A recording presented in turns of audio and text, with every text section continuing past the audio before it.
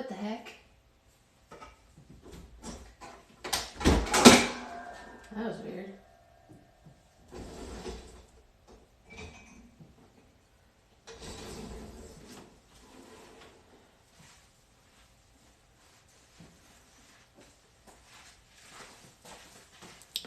Hey. Hey, Kaylee. Kaylee, don't forget to send me your schedule when you have a second.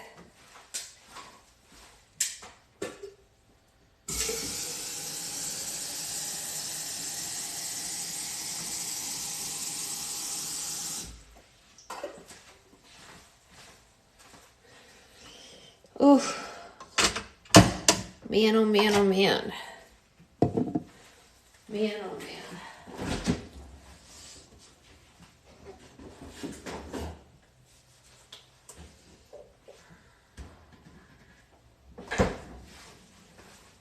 Hey. What the heck? Morning. Morning, morning. How's everyone doing?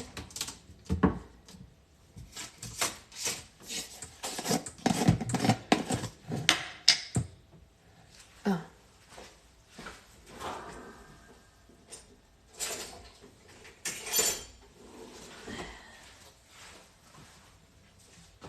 Can't stick around because of the conference. I wanted to make coffee with you. Definitely. Good morning. Have at it. Make coffee with us.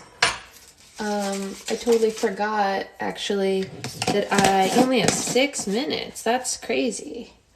I actually have a coffee video that I meant to post before getting on here, and then I got on and forgot to do it. I'm wondering if I should... whatever, I'll post it after, I guess. I made fancy coffee yesterday. But whatever, it is what it is. What's everyone drinking? Yeah, Shelly, same. What's everyone drinking this morning? Everyone drinking something delicious? Anybody drinking their coffee already? Coffee, second cup. How do you take your coffee? Anything delicious in it? Drinking a latte from a nice coffee shop and eating a croissant. Yes, croissant. Yes.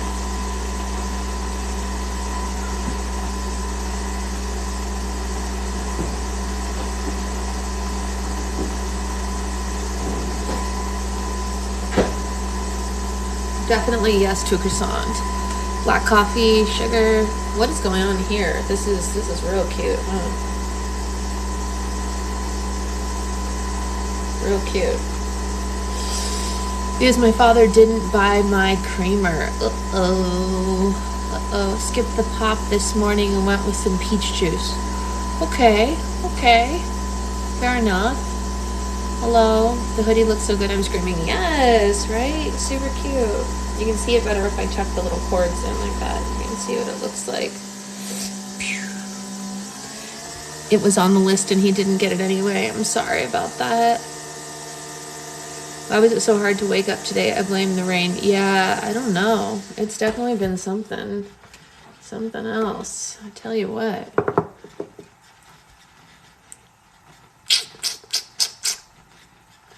Definitely has been something. Hello.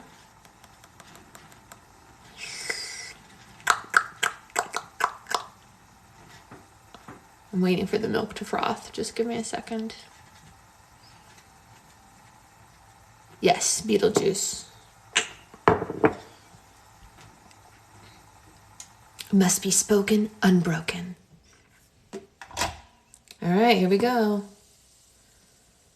Yeah. That's how I want it. I just always want it right to the top. Perfection.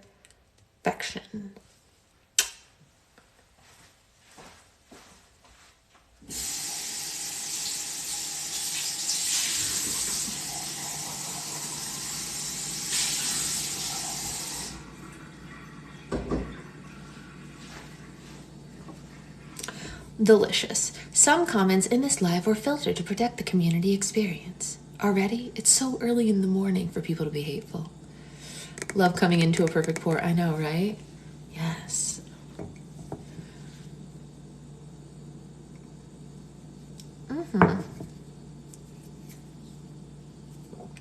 All right.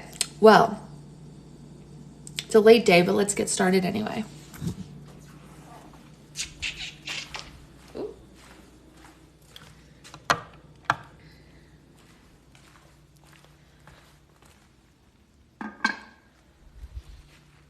Probably. Probably.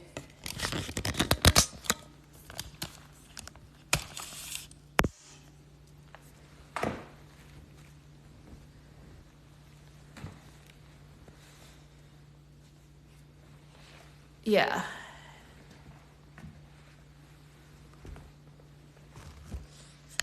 All right, here we go. Why is it so dark on the screen? Am I crazy? Why is the screen so dark? It feels like it just went dark all of a sudden. All right, bye, Addie. See you. I'm gonna try to brighten my. Okay, there we go. Now I didn't look dark to you. Like the screen got dark on my end. Yeah, so I couldn't see the comments, which was not helpful because then I can't, like answer questions or whatever.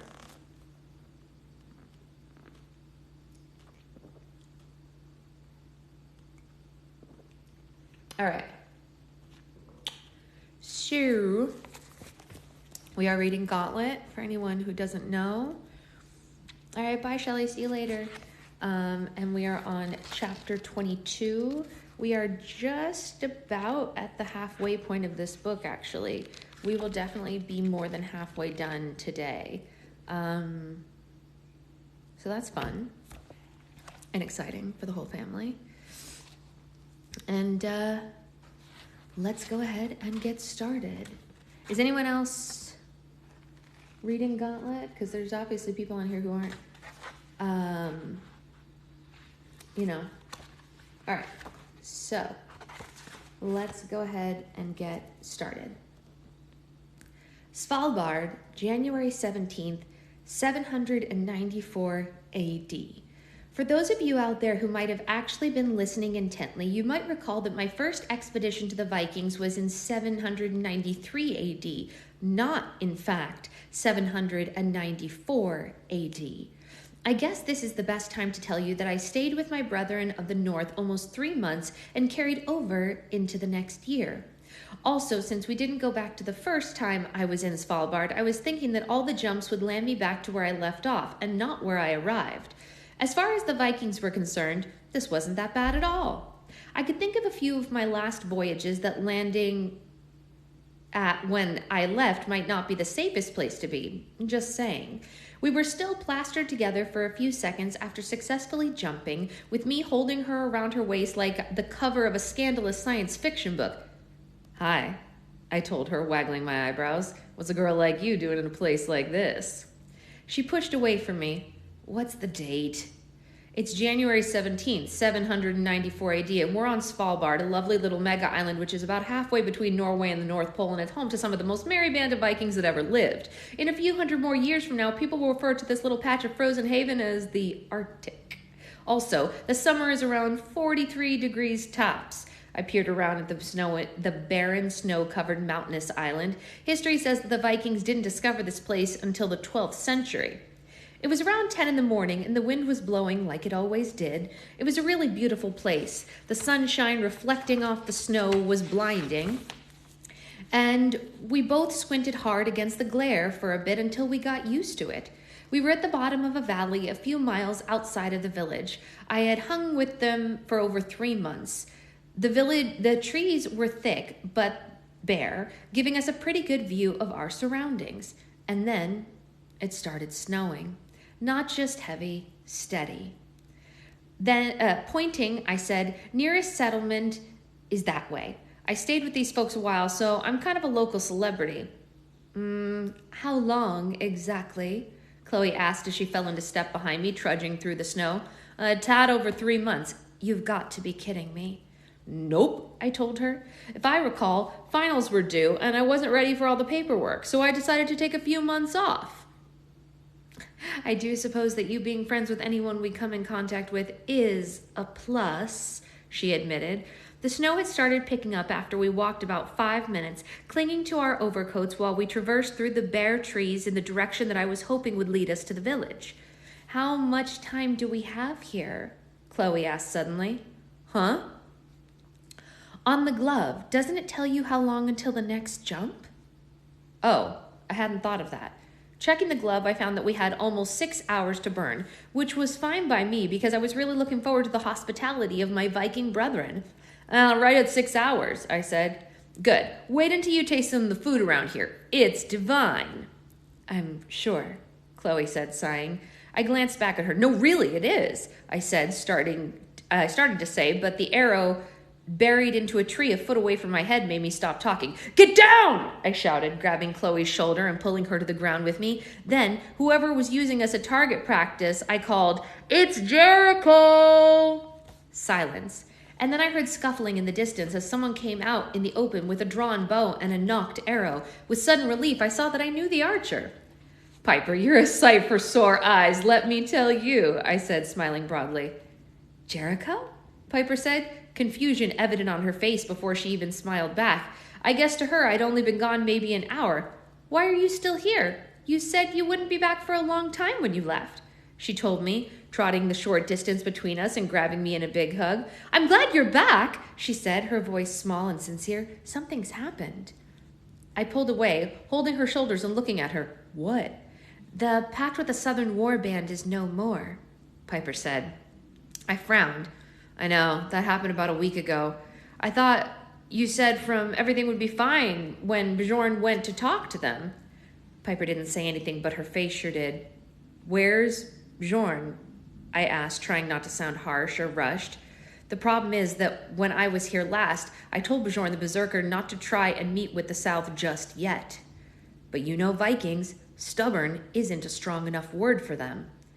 They've taken him, she said, her face saddening. I dropped my hands from her shoulders and growled in frustration, kicking a small bush, and ended my tantrum with my hands on my hips, pacing in the snow. I told him, I said, shaking my head, but no, not Bjorn, the flipping berserker. No way he was going to let this thing go and ruin his street cred. Okay, for those of you who are a little lost to what was exactly going on right at that moment, I'll sum it up for you. I've been hunting, fishing, skinning, and hunting some more with Piper and her entourage for 2 months. And I'd also, at the request of Bjorn the Berserker and his brother Bulward the Mighty, been sitting in on the lovely little war council every Thursday night around 6 p.m. Well, it really started around 6:30, but we really like to get there early to catch up with each other and drink honey mead until it actually started.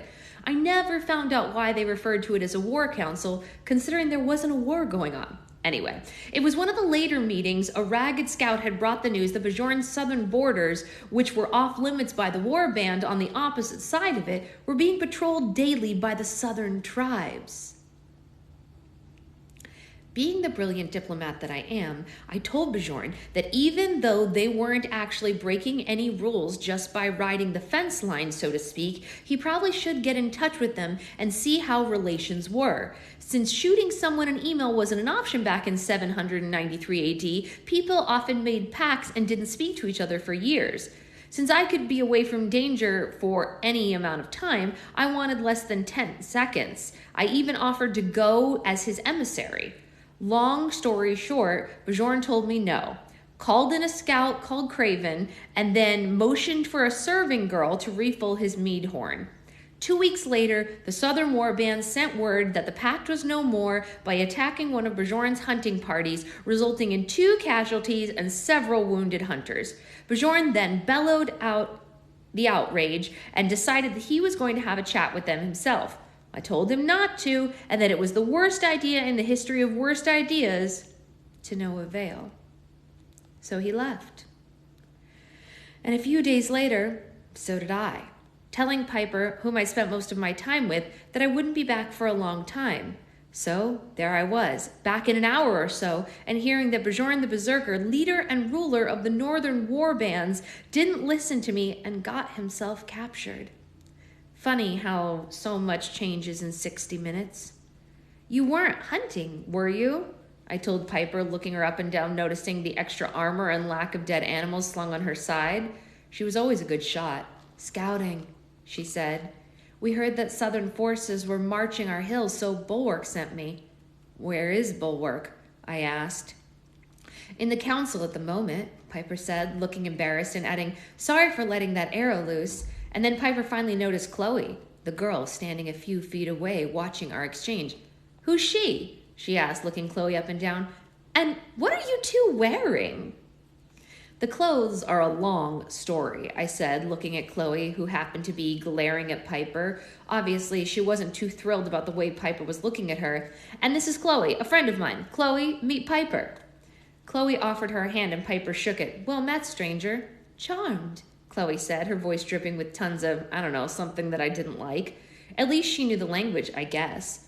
Piper, why don't you take point? We'll see you back at the village in a few minutes, I told her, and never taking my eyes off the embarrassing Russian comrade. Just be careful, Jericho, Piper said, touching my shoulder one last time before jogging off into the snow-laden forest. What the heck was that? I shot at Chloe once I was sure Piper was out of earshot. What was what? Chloe asked innocently. You know what I mean, Chloe. Clearly, it was time to let my traveling companion know a few things about time travel etiquette. Her village is in shambles because their leader had been taken captive by a band of invading enemies bent on her and her people's destruction, and you decide that sarcastic-laden disdain is the best way to say hi? Trying and failing to rival my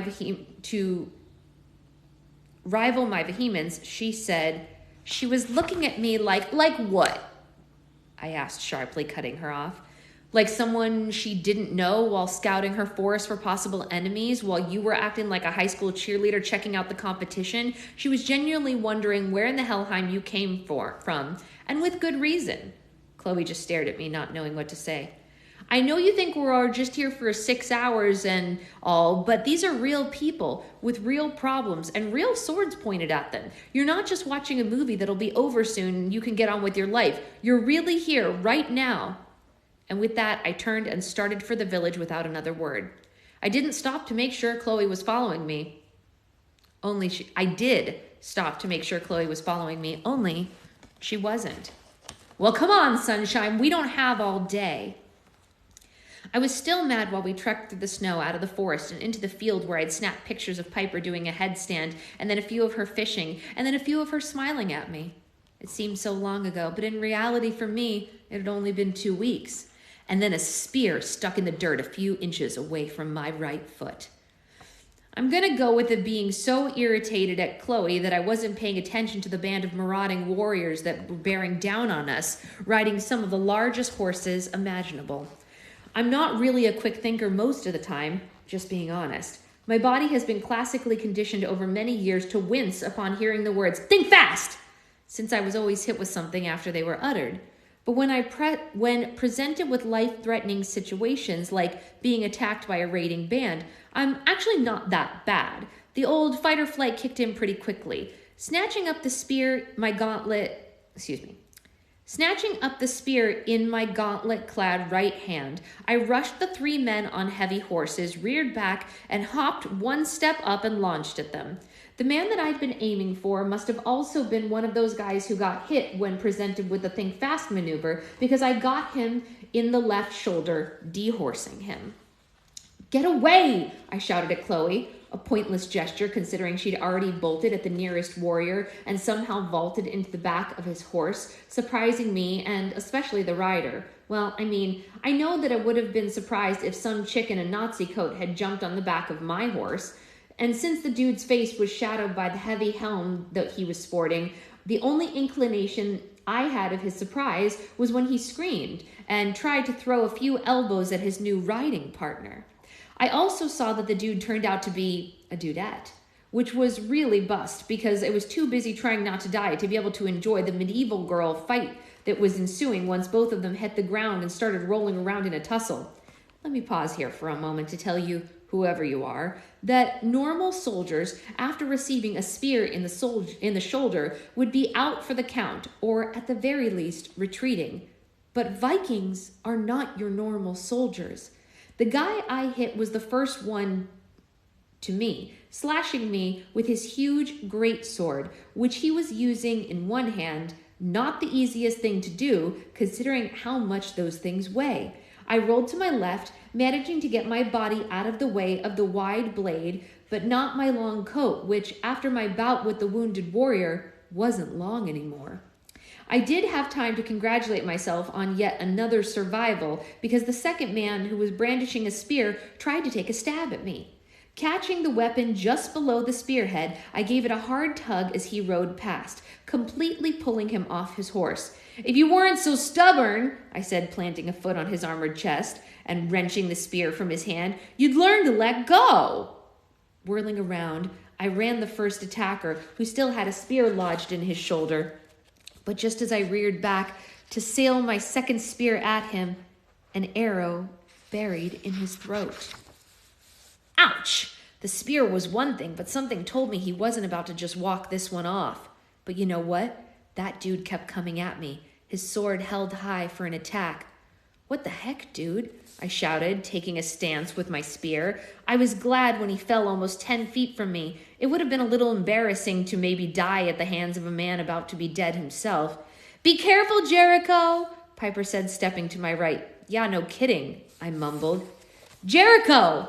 I heard Chloe scream. Spinning on my heels, I saw that the warrior woman she'd tried to take down didn't exactly want to go down without a fight. If Chloe, being swung hard by her arm, was doing a faceplant in the snow, was anything to go by. "Piper," I said, pointing at the woman who had produced a dagger and was about to pounce on Chloe with it. Piper knocked another arrow into her bow and sent it sailing. Her arrow struck true, bearing into the warrior woman's left leg. This slowed her down, but she still limped another few feet, grabbed Chloe out of the snow, and pulled the dagger to her throat while using her body as a shield. Piper pulled another arrow and was about to draw when I placed a hand on her bow. "Don't do it, Pipe. I know you're good, but she can't die." "Get my horse," said the warrior woman that Chloe had held captive. "You, with the glove." I held up my hands. "Look, lady, we've all had a doozy of a day so far. Why don't you just put the dagger down?" I held up my hands. "My horse," she growled again, taking a step back and dragging Chloe with her. I saw the blade bite into skin and saw blood. "All right," I told her, starting in the direction of the warhorse almost 30 feet away. "Just take it easy." Once I'd snagged the reins of the semi-skittish horse, I started towards the parlay, which, I thought was going to be a parlay anyway, switch Chloe for the horse. But once I was standing 10 feet away, the warrior woman, who made it clear that one holding the hostage is the one who makes the rules, she clicked her tongue. The horse started toward her. When it arrived, I don't know how, because the stupid Goliath of horse was in the way, but somehow she climbed onto her saddle in 2 steps and, get this, dragged Chloe onto the horse with her. Before I knew it, the warrior chick had kicked her horse into gear and was bounding away with little Chloe lying across her saddle and a knife into the back of her neck. It took a few seconds for me to realize what had just happened when I saw Chloe's glove slip from her hand during the tussle and land in the snow. "Really?" I shouted, whirling at Piper. "Shoot her." "I could hit your friend," she said, but I noticed she drew her arrow back. "Try and hit her horse or something," I said, waving it quickly at the decreasing target like a maniac. Arabians were once believed to be sacred animals. Arabians once believed horses to be sacred animals. They treated them with the utmost respect, let them stay in their houses, and bathed them twice a day, and even some prayed to them. Piper wasn't an Arab. She happened to be a Viking, and Vikings, if you didn't know, eat their horses. The first arrow missed by a few feet, and my practically jumping down... What? The arrow missed by a few feet, and my practically jumping up and down like a numbskull probably didn't help her shot, because the second arrow missed too, and by that time, Chloe and her captor were too far away. Just now, I'd been there for literally 20 minutes, and I'd already lost Chloe to an enemy Viking raider. Things weren't exactly looking good for the home team. Ruh-roh.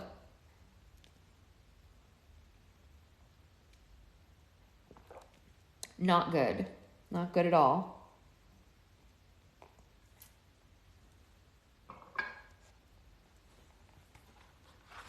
Not good.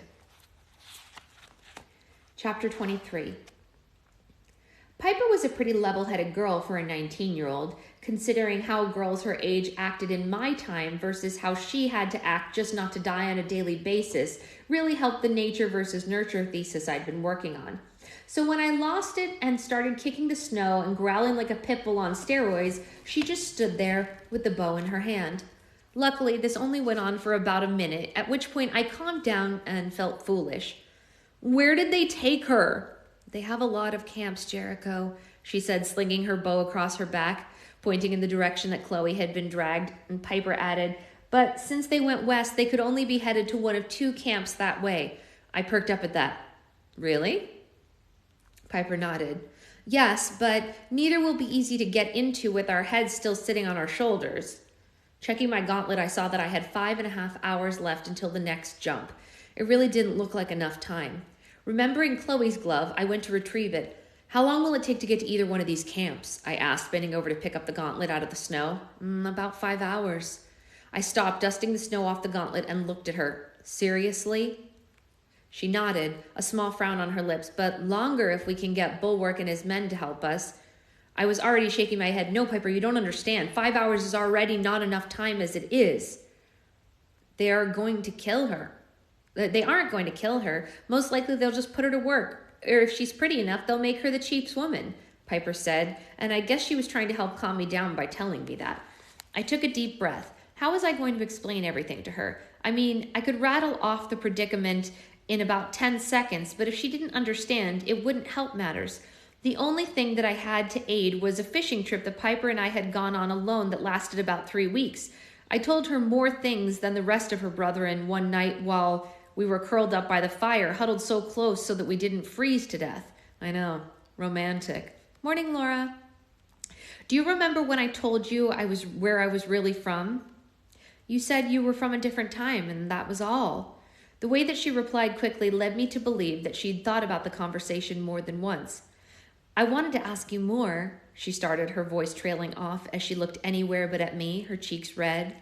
It was a good fishing trip, but unflipping believably cold. It's flipping freezing, I had said through chattering teeth while jumping up and down behind Piper, who was lighting a fire. You always say that, she had said, not in the least bit cold, mocking me with a beautiful smile on her face. Don't be a baby. You'll be warm soon enough. I'm not so sure, I said, wrapping my arms tight around myself. There's probably not enough fire in Helheim to warm me up right about now. In a few minutes, though, Piper had a fire going, and with a few of our catch of the day thrust onto sticks above it, while we sat a few feet away, curled up in what could only be called a fishing/hunting blanket. Not exactly like that, because they called it either one, depending on whether or not they happened to be fishing or hunting in the frigid winter. Since we were on a long fishing trip, the polar bear skin was called a fishing blanket that night. And dude, but it was a cozy skin. I had actually thought about bringing one back with me, but decided against it, considering Vikings, unlike me, didn't have animal rights people at every corner. Probably a good thing, too, because after my 3-month voyage of Vikingness, I know why polar bears are endangered. And if you're wondering whether or not I killed one while I was there, no comment. Where was I? Anyway, yeah. Me and the beautiful warrior Viking girl cuddled up in bear skins in the middle of nowhere. Well, we weren't exactly cuddled together, because I don't know if you guys have ever had a chance to sit wrapped up in a polar bear skin. Unlikely, because you know who people, but those things are huge. So when I say Piper and I were sharing a blanket and you get all giggly and stuff, just let it be known that we might as well have been sharing a circus tent, because we had about that much space in our bear skin. You've got a good spear arm, Chloe said as she checked. I found a typo. It's not Chloe, it's Piper. You've got a good spear arm, I think he means to say, Piper said as she checked the fish with a knife. Considering that we had been talking about what we had done that day, I shrugged it off and smiled, saying, Thanks, Piper. Since you caught me, I guess I should say that you do too. Almost done, she said, sitting back and looking at the bear skin on the floor. I could sense that she was purposely not looking at me, and I took the moment to examine her white blonde hair, noticing the dark spots from the melted snow. And then, for some crazy reason, I blurted out with my arms wrapped around my knees, drawn to my chest, "I'm not from here, Piper. I'm from another time." When I say some crazy reason, I mean because I really thought the world of Piper, and I realized it as she shyly complimented my spear arm and looked at the ground. I decided I wanted to be honest with her. So, that was my crazy reason. "I really like you, she said, her eyes still on the skin-covered ground. "I don't know when you plan on leaving, but I'd rather you stay, or if you could take me with you if you can't stay." This was a lot for Piper, who wasn't much on talking. I'd been with them almost 3 months, and she wanted to leave with me. Most guys would think this was a real score. I was thinking that this was exactly what I was hoping Piper wouldn't say. I'd seen her look at times, felt her gaze, heard her jokes that her friends made about me, and I thought I'd be gone before she'd get the courage to tell me anything like that. But then she was telling me right then. What was I supposed to say? Did I like her back? Well, duh. I mean, I was currently on a 3-week fishing trip with just her. Clearly, I liked her company. But was that all? Did I just like being around her and causing her to blush and smile with my signature charm and wit? Or did I really like Piper, the Viking warrior chick from 794 AD?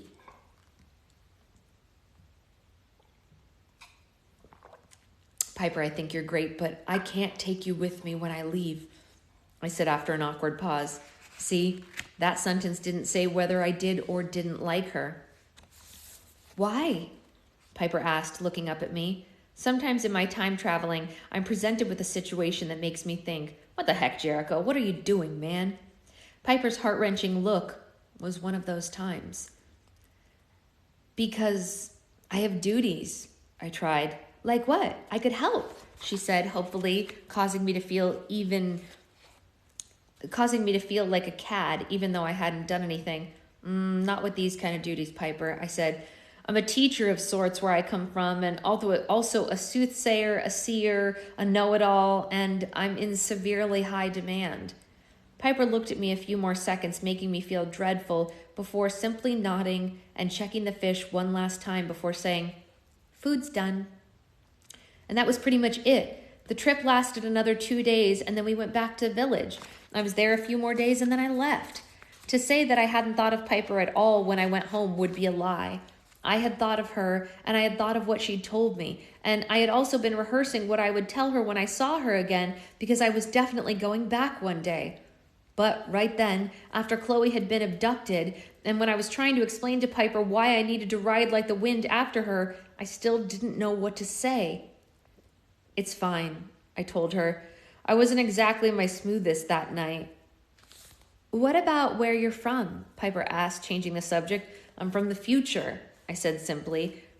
Pulling her eyebrows down in thought, she said, "How far in the future?"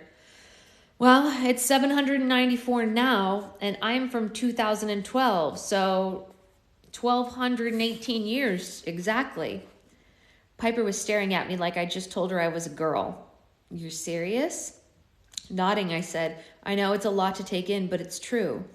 "So you can just go anywhere, anytime you choose?" "How?" Tapping my gauntlet, I told her, "My gauntlet. This takes me to any time I want."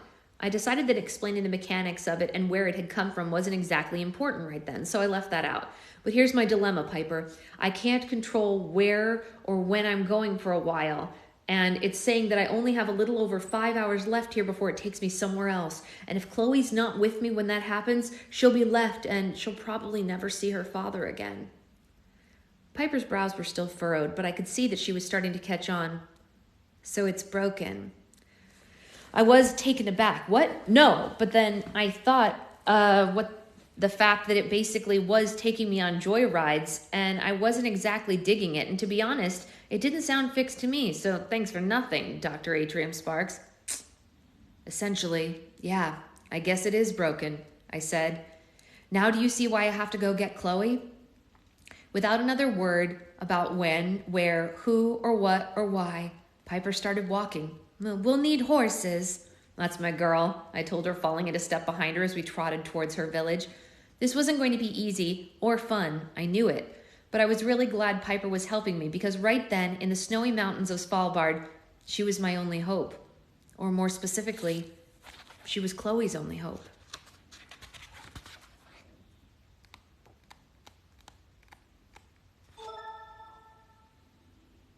There's that sound again. I never know what it's about. Okay. Chapter 24 is a little bit long, and I got a late start today, so I got a skadooch because I have a lot to do. Before tonight, I have to go babysit Zoe tonight because my sister and brother-in-law are going to see the Dungeons and Dragons movie with some friends at the midnight showing. So I have to get a lot of work done before I go over there. So I'm going to jump off early today, and I will be back later or tomorrow. Maybe I'll do another midday live because I can't do one tonight because I will be babysitting Miss Zoe. So possibly afternoon. I'm not sure. But I will see you all later. Have a great day.